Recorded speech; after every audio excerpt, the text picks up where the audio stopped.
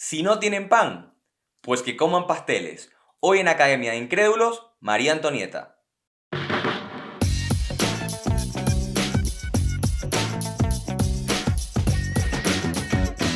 Esto es Academia de Incrédulos. Hola, hola, ¿qué tal? Bienvenidos a un nuevo episodio de Academia de Incrédulos. Como siempre es un verdadero honor y placer que estén acompañándonos como cada domingo en este tercer episodio de la segunda temporada. Al igual que siempre les acompaña un servidor, Yanio Marcano, en la conducción, y en edición y montaje Vicente Ramírez. El día de hoy, como anuncié en redes sociales, vamos a estar conversando acerca de María Antonieta, una de las figuras más fascinantes en la historia universal y cuya figura ha generado muchísimo debate entre historiadores y entre el público común y corriente. Quise hablar sobre María Antonieta porque el día lunes se cumplió un nuevo año, el 14 de julio se cumplió un nuevo año del comienzo de la Revolución Francesa, y a pesar de que no vamos a hacer todavía los episodios de la Revolución, me pareció interesante hablar acerca de uno de los personajes que estuvo involucrado en todo este proceso que sin duda alguna cambió la historia del mundo. Antes de comenzar voy a decir que voy a tratar con este episodio de reivindicar un poquito la figura histórica de María Antonieta, porque considero que es uno de estos personajes con quien la historia no ha sido justa, y la verdad es que durante todo el proceso de hacer el episodio, de investigar el episodio, me quedó como un mal sabor en el cuerpo, una sensación parecida a la que sentí con Ana Frank, así que quise decir eso porque voy a tratar de verdad de reivindicar un poquito, ¿no?, la figura de un personaje que la conocemos por las fuentes de la revolución, que como ya se darán cuenta eran bastante negativas a su persona. Como siempre quiero contextualizar un poquito la situación que se vivía en ese momento en Europa, y es que Francia, donde viviría la mayor parte de su vida María Antonieta, pasaba por una situación política muy delicada, porque estaba en pleno conflicto con Gran Bretaña. Pensemos de que ya tenían 600, 700 años en conflicto, pero estaban en un punto bastante álgido de esta situación. Y además Francia pasaba por un momento económico bastante precario. Por lo tanto, la situación del pueblo llano en Francia era bastante mala. Eso es lo primero. Y lo segundo es que el ideal político que imperaba en Francia en ese momento era el absolutismo. Quizá hagamos un episodio acerca de este concepto político, pero básicamente lo que quiero decir es que era un ideal en el cual todo el poder se encarnaba en una sola persona. Era un modelo político muy centralizado, que luego copiaron las distintas dinastías de Europa, que copiaban todo lo malo, y se caracterizaba por la famosa frase que dijo uno de los reyes de Francia, el rey Sol: el Estado soy yo. Así como tú en tu casa, cuando, bueno, si viven con sus padres o los que viven en pareja, no les dejan hacer algo y tu esposa te dice, no sales hoy porque el Estado soy yo, o tu madre te dice, no sales hasta las 10 de la noche porque el Estado soy yo. Esa era más o menos la situación que se vivía en Francia. Eso por la parte de los franceses. Y por la parte de Austria, que era el país o el reino natal de María Antonieta, es decir, que estaban pasando por una situación política bastante delicada después de la Guerra de los 7 años, y la alianza política con Francia se encontraba en una situación un poquito delicada. Por lo tanto, lo mejor que podía hacer la corona austriaca era casar a una de las niñas de la nobleza con algún personaje importante francés para mantener esa alianza política. Recordemos que durante la mayor parte de la historia esto fue muy común, los matrimonios políticos. Incluso en Austria había un dicho que decía, mientras todos los demás hacen la guerra, tú, feliz Austria, solo cásate. Así que eso más o menos les da una idea de cómo se manejaban las cosas en ese momento. Bien, para comenzar de una vez, María Antonia Juana Josefa de Lorena, mejor conocida como María Antonieta, nace un 2 de noviembre de 1755. Fue hija de María Teresa I, emperatriz de Austria, y de Francisco I, que era emperador del Sacro Imperio Romano. Su educación fue la educación normal de una niña aristócrata, de una niña noble de la época. Sin embargo, fue una educación que no estuvo a la altura de la educación que se le daban a las princesas francesas. Esto va a tener una importancia. Y ustedes dirán, bueno, ¿qué tan diferente era? Les voy a poner un ejemplo. A ver, yo considero que soy una persona con un nivel de educación normal.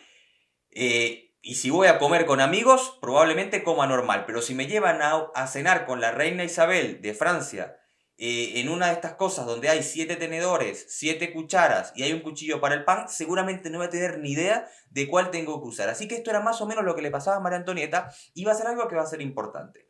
Bien, María Antonieta fue la hija número 14 de 15 hijos que tuvo esta pareja que acabo de mencionar. Y a los 13 años van a decidir prometerla en alianza matrimonial con el heredero al trono francés, que iba a ser Luis XVI. ¿Ok? María Antonieta llega a esa edad a Francia y pensemos lo difícil que era para una niña austriaca de esa edad de 13 años que la llevaran a Francia a compartir, a vivir y a desarrollarse en una corte política llena de intrigas, de secretos, de traiciones, para una persona que no tenía ni idea de lo que era la política y de lo que era la vida. ¿Por qué digo esto? Porque aquí es donde empiezan muchos historiadores, muchos libros y películas a mostrar a María Antonieta como una niña malcriada, antojadiza, rebelde, caprichosa. ¿Cómo éramos nosotros a los 13 años? Honestamente, ¿cómo éramos nosotros a los 13 años? O sea, ¿cómo le pedimos a una niña de 13 años que se comporte como una reina? Eso es lo primero que quiero decir. Resulta que para ese momento María Antonieta no se involucró con los procesos de la corte, con los protocolos, sino que empezó a gastar muchísimo dinero en trajes, en moda, en banquetes, incluso le gustaba mucho la música. Hay una anécdota que María Antonieta llegó a tocar piano con el pequeño Mozart, algo que yo no sabía y me sorprendió mucho. Y no se ganó el favor de la corte. La corte empezó a referirse a ella como la perra austriaca y realmente ya se empezaba a notar cierta animadversión con la figura de María Antonieta. A los 15 años apenas, en 1770, se va a casar el 16 de mayo en Versalles con Luis XVI. Y aquí quiero mencionar brevemente cómo era Luis XVI. Según los historiadores, no era una mala persona, era una persona con sentimientos noble, tranquilo, pero nunca jamás tuvo el talante necesario para ser rey. Y esto también va a ser fundamental en la historia. Por lo tanto, nos encontramos a una niña que no quería estar ahí, casada con un chico que tampoco tenía la madera suficiente para ser rey. Al principio el pueblo los quería, al principio el pueblo era favorable a la pareja real, pero ya para 1774 empezaron ciertos rumores porque no llegaba el heredero. Y empezaron ciertos rumores de que María Antonieta tenía amoríos con ciertas personas de la corte, que tenía muchachos favoritos y que el matrimonio era más bien un fracaso. Y esto tiene que ver porque Luis XVI, su esposo, tenía un defecto en el prepucio que no le permitía consumar el acto sexual y por lo tanto estuvieron 7 años sin relaciones. Una cosa que la verdad sorprende mucho. Cuando Luis pudo resolver este problema, llegó el tan ansiado heredero, el tan ansiado delfín francés llamado Carlos. Para ese momento, María Antonieta cambió por completo y se convirtió en una madre dedicada a sus hijos. Y aquí es donde vuelvo a lo que mencionaba anteriormente, de que siempre nos quedamos con la figura histórica de María Antonieta, la malcriada, la caprichosa, la inmadura. Fue durante la época que tenía de 13 a 19 años. O sea, María Antonieta da luz al delfín Carlos y se convierte en la reina que debía ser. Sí es cierto que no tenía conocimientos de política, sí es cierto que no tenía ni idea de estrategias militares, pero cumplía con su deber. Eso es lo que quería mencionar. Bien, en 1785, 4 años después del nacimiento del delfín del príncipe Carlos, estalla el primer problema con María Antonieta, del cual se hizo conocimiento todo el público francés. Resulta que un supuesto orfebre, a través de un cardenal, denunció que se había encargado un collar por una suma altísima de dinero a nombre de María Antonieta. Y fue en un momento donde todo el pueblo francés, el campesinado, estaba pasando por una crisis y una hambruna impresionante. Y esto colocó la opinión pública completamente en contra de María Antonieta. Resulta que esto fue mentira, luego se absolvió de esto a María Antonieta, se demostró que no había sido ella quien había encargado el collar, pero como funcionan ahora las fake news, también funcionaban en el siglo XVIII y la reputación de María Antonieta nunca se recuperó. Hacia 1789 va a estallar la revolución y unos meses antes, Luis XVI va a tratar de hacer ciertas concesiones al pueblo para calmar un poco los ánimos, convocó a los estados generales para tratar de hacer ciertas concesiones, pero no quiso ni promulgar una constitución ni declarar la igualdad de todos los franceses, es decir, no quiso abolir la aristocracia. Esto hizo que la revolución estallara, como mencioné al comienzo del capítulo, el 14 de julio de 1789 con la toma de la Bastilla, y María Antonieta intentó convencer a su marido de que huyeran para proteger a la familia. Luis se negó, diciendo que su deber era mantenerse con Francia, y para cuando intentaron escapar ya el conflicto se les había escapado de las manos. En 1791 ellos intentan escapar, intentan irse a Metz, una ciudad francesa, y son descubiertos en el camino y son regresados a su palacio en París. Y aquí es donde viene la historia de la famosa frase con la que comencé el episodio: que les voy a decir algo, nunca fue dicha por María Antonieta. Jamás. Es una de las grandes frases de la historia que nunca fue pronunciada y que terminó de posicionar a la opinión pública en contra de la reina. Les cuento cómo fue. Según los franceses, un criado de María Antonieta se había acercado a la reina y le había dicho: Madame, la gente tiene hambre, no tiene pan, no tiene nada que comer. Y María Antonieta, en un tono cínico y sarcástico, habría dicho: pues si no tienen pan, que coman pasteles, haciendo referencia a la dieta espectacular que comían en el Palacio de Versalles.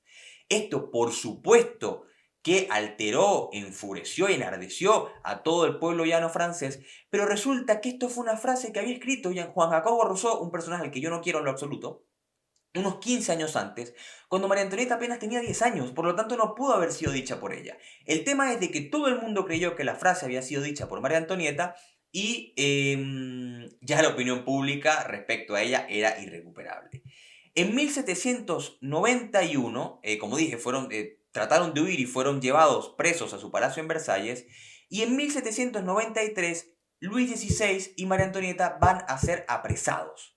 ¿Ok? Van a ser apresados porque ya la revolución estaba en un punto bastante avanzado y la figura de Luis XVI tenía muchos partidarios y era necesario tenerlo preso para que no volvieran los apoyos a la monarquía. Resulta que María Antonieta también va a ser apresada y va a ser apresada en la Torre del Temple, que por cierto era la sede de los Caballeros Templarios. Acabamos de hacer un episodio acerca de ellos para que lo vean en caso de que les interese. Y pasó allí 2 años de su vida en esa cárcel.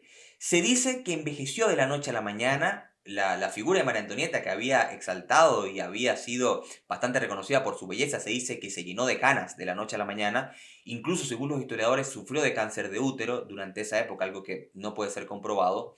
Y Luis XVI, durante el proceso de confinamiento de María Antonieta, iba a ser decapitado en la Plaza de la Concordia. Mientras María Antonieta estaba presa con su hijo, con el delfín Carlos, en la Torre del Temple, Luis XVI, a unas pocas calles de distancia, moría decapitado. María Antonieta escuchó los gritos de la decapitación, el furor del público ante la muerte de su marido, algo que sin duda alguna no debe haber sido nada fácil.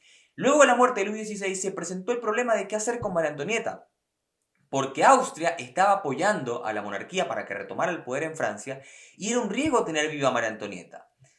Se confabularon el señor Robespierre, el famoso incorruptible, otra figura central de la revolución, con un fiscal llamado Fouquier, y llevaron a cabo un proceso penal en contra de María Antonieta.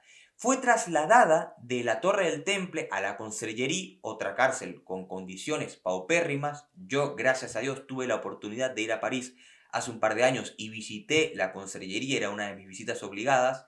Y la verdad es que me enterneció profundamente poder estar en el lugar donde María Antonieta pasó los últimos meses de su vida. Me enterneció porque fue uno de esos momentos donde sientes que la historia te sobrepasa, que hay algo allí que es más grande que tú. Y la verdad me marcó muchísimo ese momento. María Antonieta pasó allí presa unos meses y el proceso, obviamente el proceso penal, estuvo lleno de calumnias, estuvo lleno de difamaciones, estuvo lleno de mentiras, pero algo que quedó para la historia fue la entereza y la dignidad real con la cual María Antonieta aguantó todo ese proceso.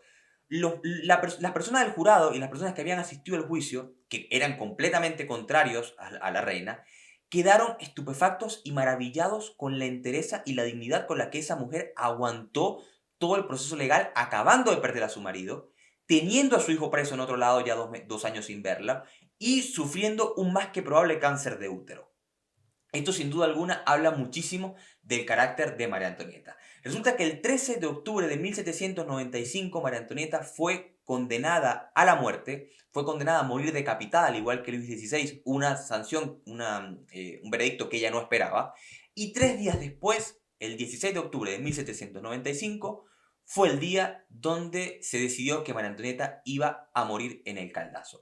Se dice que fue vestida al modo más humilde para tratar de humillarla en el último día de vida, para tratar de que no quedara ningún tipo de imagen real respecto a María Antonieta, y el trayecto, que debía durar apenas 15 minutos, duró 4 horas porque obligaron a los caballos a que fueran lo más lento posible para humillar en la medida que fuera posible a la reina. Querían que todo el pueblo francés viera, se riera, escupiera y humillara a la mujer que iba a ser decapitada unos minutos más tarde. Según nos cuentan las crónicas, Al llegar a la tarima de la guillotina, el público enardeció de júbilo, gritó feliz por lo que iba a suceder y María Antonieta se mantuvo incorruptible en ese momento. Nunca imploró por su vida, nunca pidió que se le perdonara, sino que se mantuvo entera y digna en el momento que yo estoy seguro que todos nosotros habíamos pataleado, habíamos hecho lo posible para salvar nuestra vida. Según los preparativos para la guillotina, duraron 4 eternos minutos y a la hora del mediodía caía la guillotina en la Plaza de la Revolución, que hoy es la Plaza de la Concordia, acabando con la vida de la que fuera la última reina de Francia.